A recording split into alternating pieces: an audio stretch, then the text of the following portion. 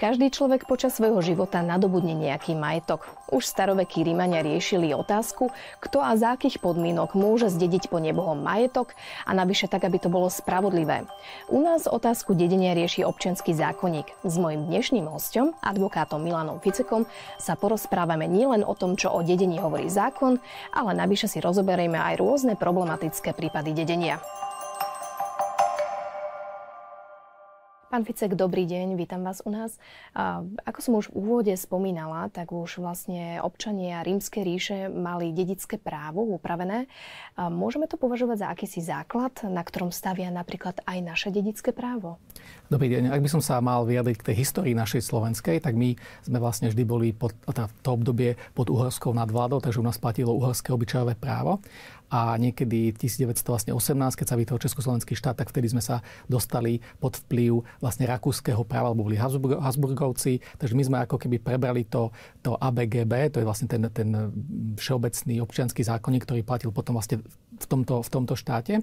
A to platilo až do roku 1950. A práve ten rakúsky občiansky zákonník, on vychádzal z tej Rímskej ríše a z tých rímskych zásad. A my vlastne máme aj veľa takých pojmov, napríklad testament, že sa používa u nás bežne. To je pojem, ktorý pochádza z latinčiny alebo z rímskej ríše testamentum, a to vlastne tiež ako keby tá posledná vôľa toho poručiteľa. Takže áno, my vlastne vychádzame automaticky z toho rímskeho práva. A nie len my, ale susedné krajiny ako Rakúsko, Francúzsko a veľa tých krajín európskych sú práve podriadené tomu rímskemu právu. Dá sa povedať, že každý z nás bude mať počas nášho života nejakú skúsenosť s dedením.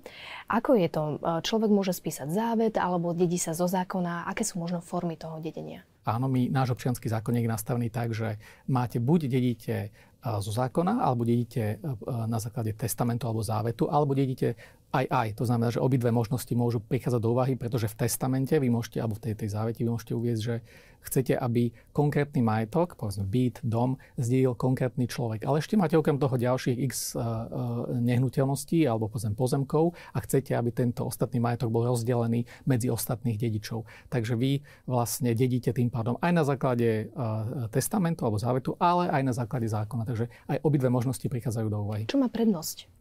U nás na Slovensku je závet ten, ktorý má prednosť pred zákonom. To znamená, že najskôr, keď zomrie poručiteľ, tak sa zisťuje, že či tento človek mal zriadený závet. A teraz buď ten závet máte v centrálnom registri závetov, čo vlastne sa zriaďuje na základe toho, že notár s vami spíše závet, vtedy sa to dá ľahko nájsť. Ale potom sú situácie, že napíšete závet rukou, alebo ho napíšete na počítači a ten závet môžete mať uložený niekde v domácnosti. A pokiaľ notár nevie o existencii takéhoto závetu, takže sa nepôjde podľa závetu, ale často sa práve stáva, že keď zomrie poručiteľ, dedičia prídu domov, zistia, pohľadajú, či naozaj neexistuje nejaký závet. Prípadne sú aj situácie, čo sme my veľakrát riešili v kancelárii, že ľudia ukladali svoje závety u svojich príbuzných a že keď zomrú, tak chcú teda, aby sa ten závet vytiahol v rámci toho dedického konania. A to sa potom deje, že príde sa na dedické konanie, na predbežné predanie dedictva a tam sa práve ukáže ten závet, ktorý bol napísaný či už vlastnou rukou, alebo prípadne na počítači podpísaný. Aké možno náležitosti by mal spĺňať závet, aby bol platný? Pretože asi musí niečo byť, aby sme vedeli, že tento konkrétny závet je platný.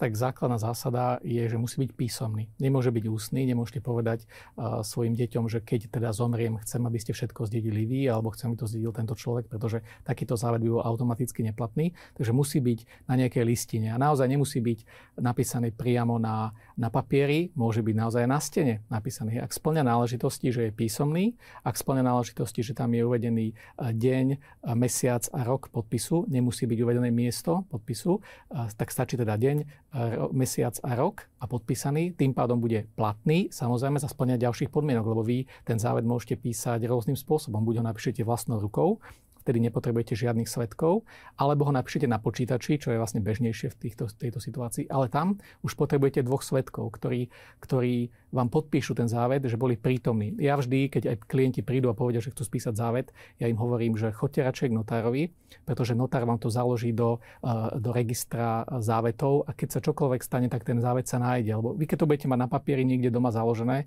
tak pravdepodobne buď sa to stratí, niekde sa to zabudne, prípadne sa to roztrhá, čokoľvek sa môže s tým stať, takže určite je lepšie mať ten závet urobený formou notárskej zápisnice a viete, že sa nič nestane, bude tam uložený. A keby ste ho náhodou chceli zmeniť, tak opäť pôjdete k notárovi, zmeníte závet a pri závetoch platí to, že vždy platí ten posledný a pokiaľ dokáže obstáť ten posledný alebo ten predposledný s tým posledným, tak platí aj ten predtým. Takže niekedy sa stáva, to sme mali mi taký zaujímavý prípad, že počas dedického konania prišli do dedického konania 3 závety, boli vlastne, a každý bol inak napísaný. Jeden bol rukou napísaný, druhý bol na počítači podpísaný a tretí bol urobený u notára. Takže tam sa potom riešilo a napadalo sa, že ale tento závet vlastne nepodpísal ten poručiteľ a tam je potom preukázať, že či naozaj ho podpísal alebo nepodpísal a preto sa robí to, že ho podpíšu vlastne, že ho píše vlastnou rukou, pretože každé to písmo, ktoré on použije, tak potom sa dá zistiť, že či to písal on alebo nie. Takže to je,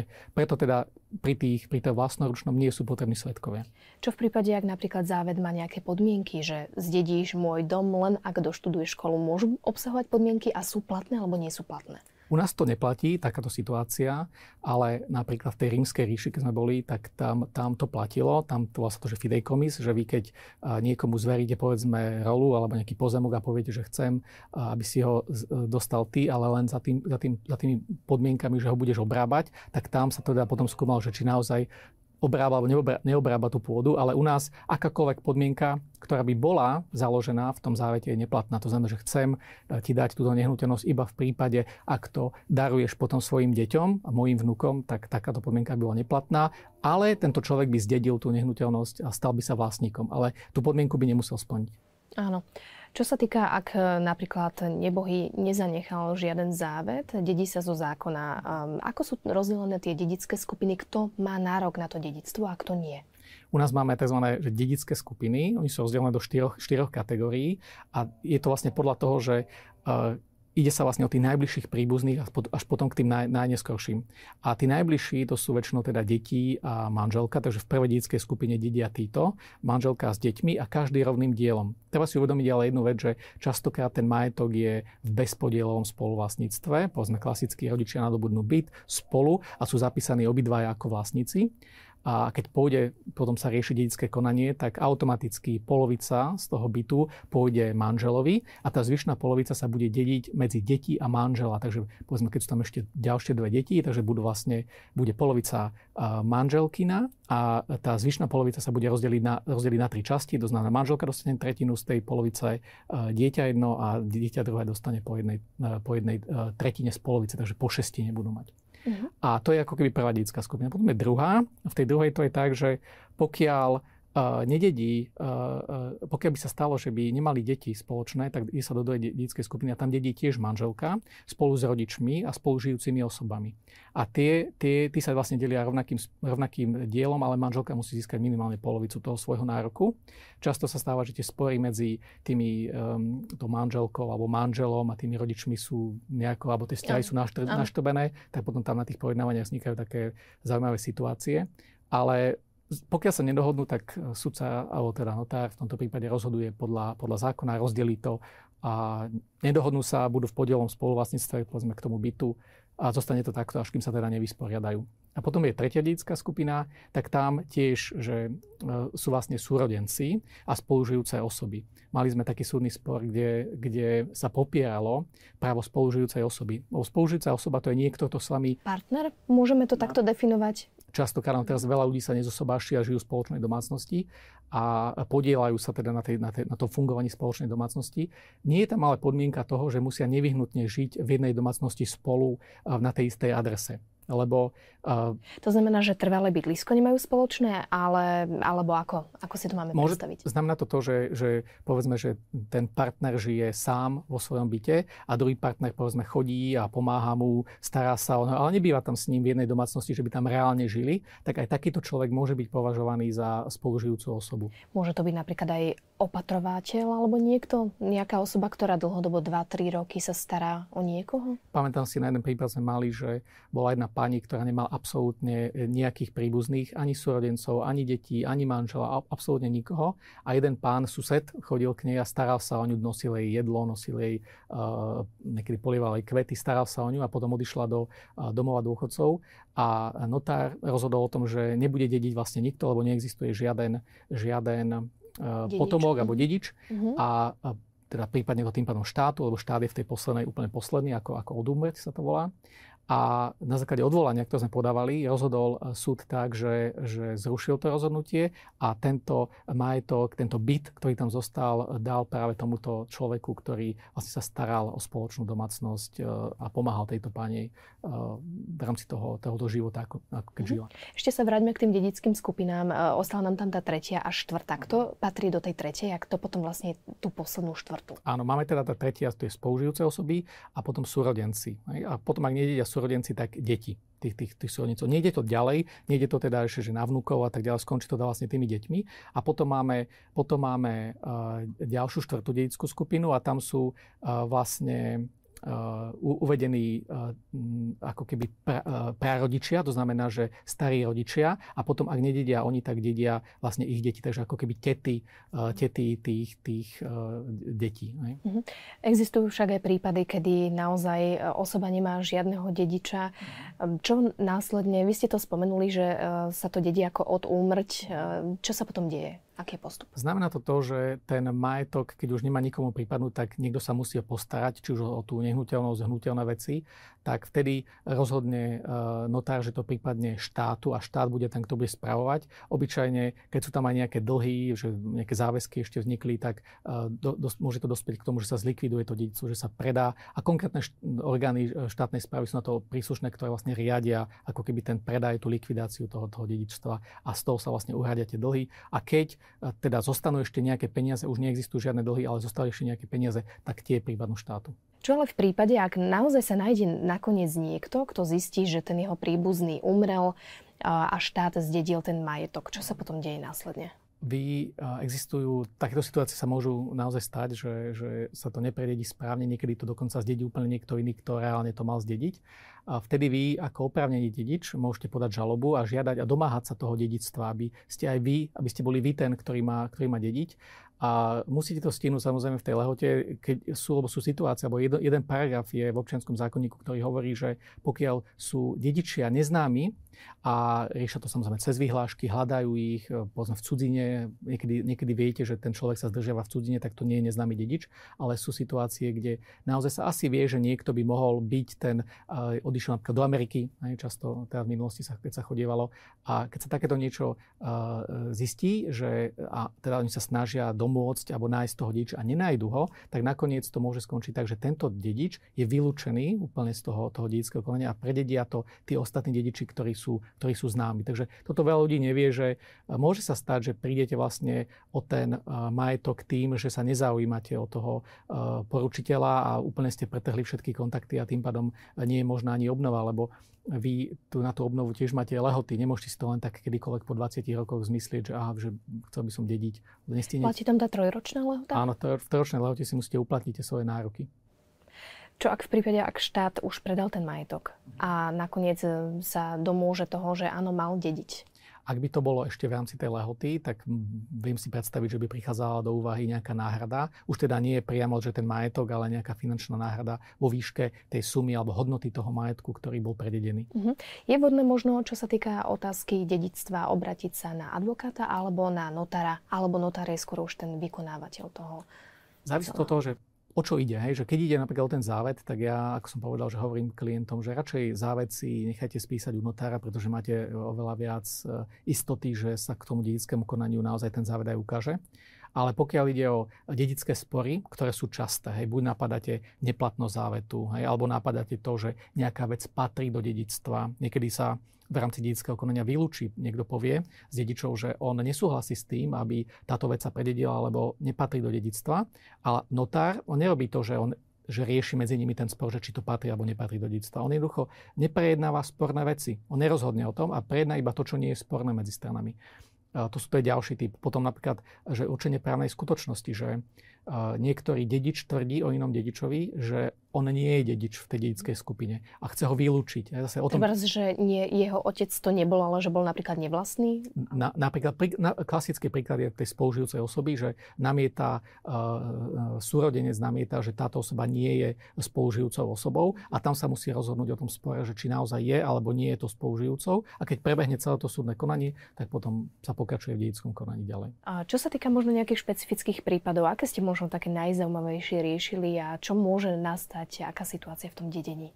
Ja by som sa možno vrátil späť do histórie, že na Slovensku platilo uhorské právo a my sme mali, alebo máme veľmi veľa nehnuteľností, ktoré sú rozdrobené medzi viacero dedičov. Tým, že platil uhorské, tak išiel u nás iný systém ako napríklad v Českej republike, lebo Česká republika to má nastavené tak, že dedí ten najstarší dedič a tam to nebol takýto problém. Lebo u nás, keď sa pozriete na niektoré listy vlastníctva, ktoré majú povedzme aj 1000 metrov štvorcových, tak je tam 200-300 vlastníkov, z toho niektorí sú mŕtvi z roku 1906 a 5, tak akože veľmi, veľmi starí ľudia, ktorí pravdepodobne už asi nežijú. A buď teda sú zastúpení Slovenským pozemkovým fondom, vtedy to je trošku jednoduchšie, napríklad na vysporiadanie, alebo potom vôbec nie sú zastúpení a je tam len odkaz. Niekedy tam je napríklad napísané len, že maloletá Eva Nováková. A nič viac, nemáte tam žiadnu ďalšiu informáciu, takže neviete ani vlastne, kto to je. A keby ste chceli vysporiadavať následne tento majetok, tak je to komplikované z toho pohľadu, že vy musíte nájsť tých dedičov, zistiť, že kto je, či vôbec teda mala nejakých dedičov. Tak to spôsobuje veľmi veľké problémy s vysporiadavaním. Potom ďalšia vec je napríklad špeciálny prípad družstevných bytov. Družstevné byty sa nedelia klasicky v rámci dedického konania, ale funguje to tak, že vždy, keď teda ten byt je v majetku, alebo teda tie členské práva majú obidvaja manželia, tak nadobúda alebo stáva sa tým nájomcom alebo teda vlastníkom členských práv ten druhý manžel. Takže nie je to dedictva, nededí sa to medzi detí alebo ostatných príbuzných, ale naozaj to zostane u toho manžela. A ďalšia vec dôležitá sú napríklad dane a odvody, ktoré sa platia, pretože vy keď zdedíte nejakú nehnuteľnosť a nie ste oslobodení od dane, tak vznikne vám povinnosť pri predaji následnom zaplatiť daň z príjmu a zdravotné odvody. A to niečo ako keď niekto si kúpi nehnuteľnosť a musí 5 rokov počkať, aby nemusel platiť z toho daň. Čiže rovnako je to aj pri tom dedickom práve, áno? Presne, tam sa uplatňuje tiež tá 5-ročná lehota, že vy to zdedíte to v nejakom čase a teraz chcete to predať. A veľa ľudí robí to, že v rámci dedického konania znižuje cenu alebo hodnotu toho dedictva len kvôli tomu, aby malo čo najnižší poplatok u notára. Lenže to nie je dobré riešenie, pretože vy si musíte uvedomiť, že keď to chcete následne predať, mali by ste uviesť do toho dedického konania reálnu sumu, ideálne samozrejme čo najvyššiu, pretože potom to má veľký vplyv práve na tie dane, že vy keď uvediete reálnu sumu, ale neznižíte ju na tú nižšiu, tak potom budete platiť oveľa nižšie dane a môže to byť rozdiely v tisícoch eur. Niekedy mali sme prípad, keď ten rozdiel bol dokonca 16 000 eur, že ten človek keby rozmýšľal a vtedy uvedol reálnu sumu a netlačil to naozaj čo najnižšie, len kvôli ušetreniu nejakých 100 eur, tak nemusel zaplatiť potom také vysoké dane a odvody. Takže to je jedna taká ďalšia kategória. Tiež dôležitá vec, veľa ľudí v rámci tých dedických konaní si myslí, že čo všetko chce prejednať v rámci toho dedictva, ale ak vznikne nejaký spor medzi dedičmi, že či nejaká vec patrí alebo nepatrí do dedictva, tak notár sa obmedzí iba na to, že tam vznikol takýto spor a neprejedná tú vec. Takže potom následne nastávajú ďalšie žaloby, kde sa rieši to, že či táto vec patrí alebo nepatrí do dedictva. To môže trvať niekoľko rokov a následne sa o tom rozhodne, že či sa to prededí alebo nie. Možno posledná otázka, určite, ktorá zaujíma každého. Ak niekto zdedí dlhy, môže prijať to dedičstvo alebo môže ho aj odmietnúť? Ako v takom prípade postupovať? Pokiaľ sú súčasťou dedického konania aj dlhy, tak vy si musíte zvážiť to, že či tie dlhy sú vyššie, rovnaké alebo nižšie ako je hodnota majetku a podľa toho sa rozhodovať. Ako náhle by boli vyššie ako hodnota majetku, nemá význam ten majetok, alebo teda nemá význam prevziať a rozhodnúť sa, že budem dediť, pretože vy vlastne budete musieť ten majetok buď predať, aby ste uspokojili tú pohľadávku. Prípadne viem si predstaviť situáciu, že niektorí majú nejaký vzťah k tej nehnuteľnosti a chcú ju a sú ochotní zaplatiť aj tie dlhy, ktoré prevyšujú hodnotu majetku. To by boli ale podľa mňa výnimočné situácie. Každopádne nemôžete sa rozhodnúť tak, že odmietnem dlhy a príjmem majetok. Vy buď v celku príjmete majetok s dlhmi, alebo odmietnete majetok tiež v celku. A mali sme, si pamätám, jednu klientku, ktorá zdedila motorové vozidlo a až po dedickom konaní, keď skončilo, auto bolo prepísané na ňu na dopravnom inšpektoráte, zistila, že tam bol dlh vo vyššej hodnote, ako bola hodnota toho motorového vozidla. Nevedela o tom. Samozrejme ten dlh tým, že nebol uplatnený v dedickom konaní, nezaniká. Takže ten veriteľ si uplatnil tú pohľadávku a ona musela vlastne predať to auto a keďže už uplynul nejaký čas, to auto bolo staršie, takže ona dokonca ešte prišlo o peniaze. Ďakujem vám veľmi pekne za rozhovor a snáď sa uvidíme aj na budúce pri ďalšej téme. Ďakujem pekne aj ja. Tak ďakujem veľmi pekne za rozhovor nášmu dnešnému hosťovi. Ním bol advokát Milan Ficek.